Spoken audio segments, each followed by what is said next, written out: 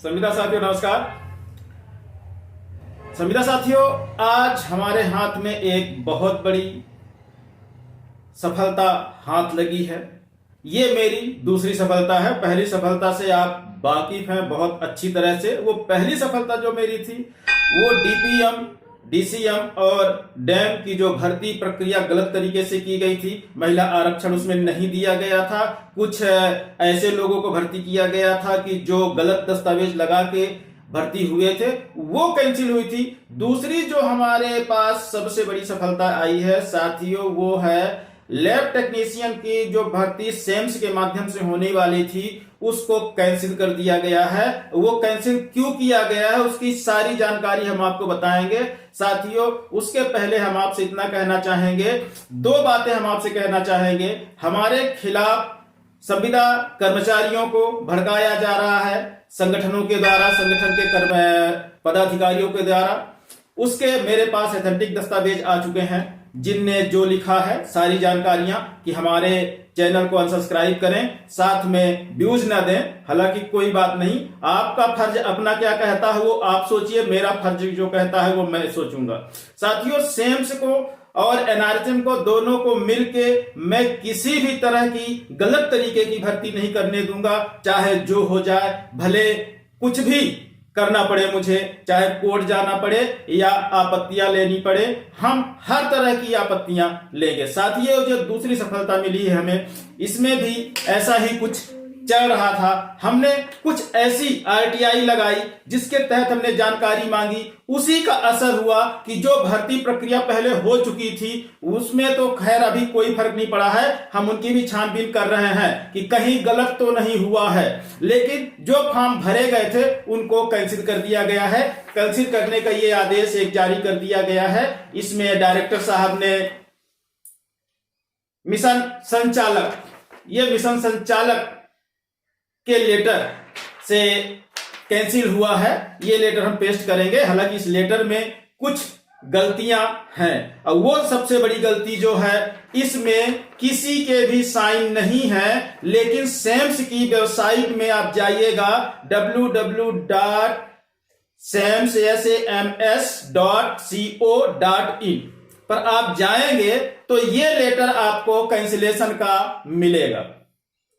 लेकिन चूंकि ऑनलाइन ये जा चुका है तो इसको वैलिड ही माना जाएगा, चाहे साइन हो या ना हो। लेकिन जिम्मेदार अधिकारियों से मैं इतना ही कहना चाहूंगा कि जब किसी की नौकरी हरनी होती है, जब किसी की पेमेंट काटनी होती है तो आप साइन करके देते हैं, लेकिन जब आरटीआई का जवाब देना होता है तो और किसी तरह कैंसिलेशन का भर्ती प्रक्रिया कैंसिल करने की होती है तो इस तरह के बिना साइन किए हुए लेटर जारी क्यों किए जाते हैं, ये बहुत बड़ा सवाल है। इस पे भी आगे हम काम करेंगे। लेकिन साथियों, ये भर्ती प्रक्रिया लैब टेक्नीशियन की क्यों कैंसिल हुई है हम आपको बता रहे हैं। हमने एक आरटीआई लगाई थी और जानकारी हमने मांगा था एनआरएचएम से, ये हम आपको बता रहे हैं। देखिए, इसमें हमने ये आरटीआई आप लगाई थी, डेट है इसकी 21/10/2021, 21 अक्टूबर को मैंने लगाई थी। हालांकि इसका जवाब अभी तक उन्होंने नहीं दिया है। एक जवाब मुझे आया है, वो जवाब सिर्फ ये आया है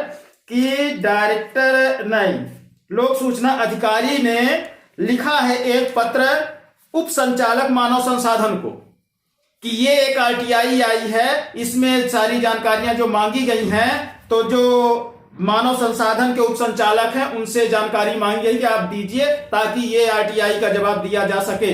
और ये जवाब हमें मिला है 30 अक्टूबर 2021 को। तो अब लगभग इसका समय अपील का होने वाला है। आरटीआई का जवाब अभी तक नहीं आया है। अब मैं इसको अपील में 4-6 दिन के अंदर अपील में डालने वाला हूं।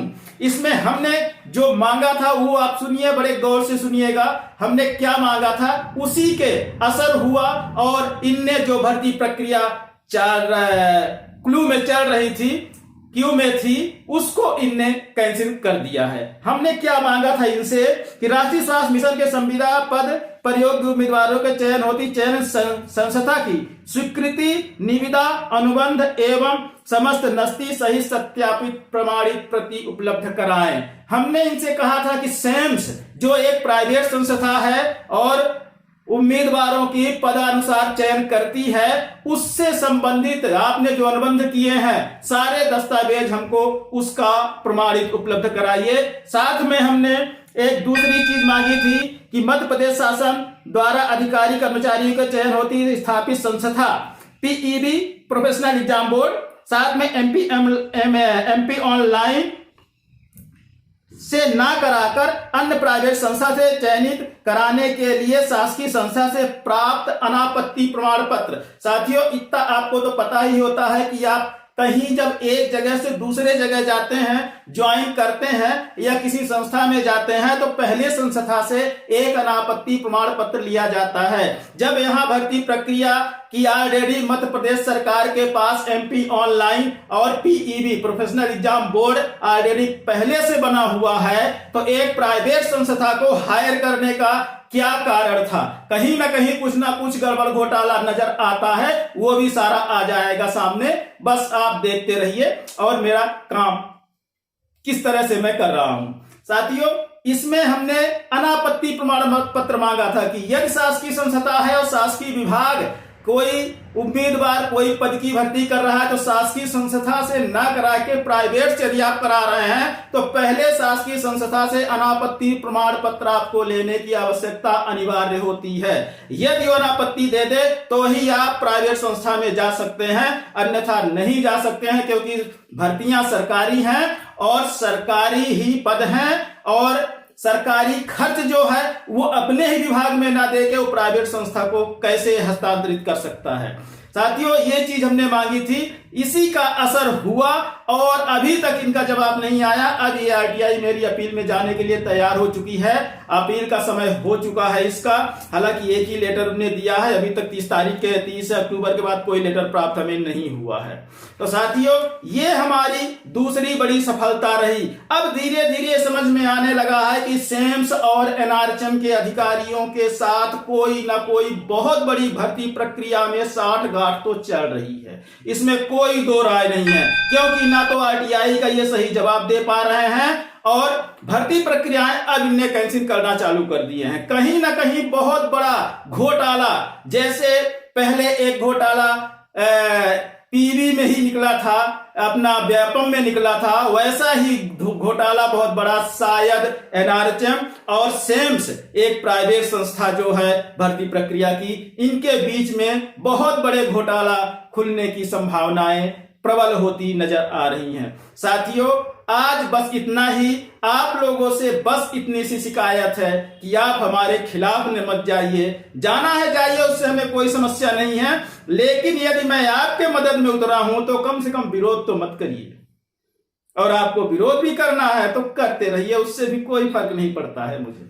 मैं अपना काम अपने ढंग से करता रहूंगा, उसमें हमें ये नहीं देखना है। फिर अभी तक मैं देखता था कि आपके लिए अच्छे से काम किया जाए ताकि आपका फायदा हो पाए, क्योंकि मेरे इस काम से मेरे को फायदा तो नहीं है, नुकसान जरूर कहीं ना कहीं थोड़ा बहुत हो रहा है मेरा, या आर्थिक हो या कोई अन्य हो, लेकिन आपको मेरे काम से फायदा जरूर हो सकता था और जरूर होगा भी। आप भले हमारा साथ ना दे, लेकिन हम आपके साथ हैं। आपका नारा आप लगाते हैं, हम सब एक हैं, वास्तव में हम सब एक नहीं, आप सब एक हैं और हम एक ही हैं। अब मुझे लगने लगा है, क्योंकि जो विरोध भरे शब्द व्हाट्सएप पे चलाए गए हैं, मेरे खिलाफ एक मुहिम चलाई गई है संगठन के द्वारा, वो चीजें सारी जानकारियां मेरे पास आ रही हैं। हालांकि कोई बात नहीं, हमें उससे कोई शिकायत नहीं है, आप लोग अपना काम करिए, हम अपना काम कर रहे हैं। साथियों, आज इन्हीं शब्दों के साथ और इसी दूसरी सफलता के साथ अब तीसरी सफलता हमारे हाथ में क्या लग रही है, वो जब आएगी तो हम आपको जरूर बताएंगे। आपको इच्छा हो तो आप हमारे वीडियो को लाइक करिए, शेयर, चैनल को शेयर और सब्सक्राइब करिए। साथ में आप साथियों सब समझदार हैं, मुझे कहने की कोई जरूरत नहीं है। विदा लेते हैं, नमस्कार।